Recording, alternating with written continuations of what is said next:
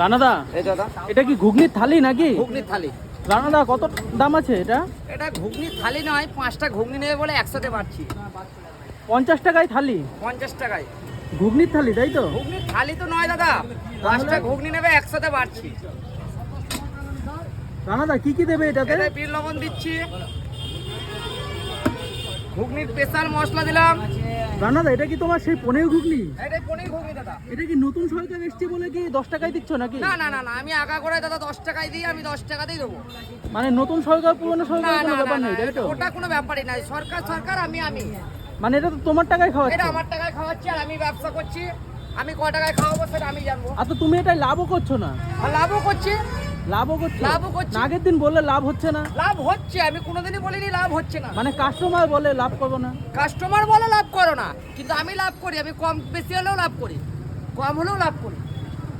আমি কখনো বলি নাই যে আমি লাভ করি না।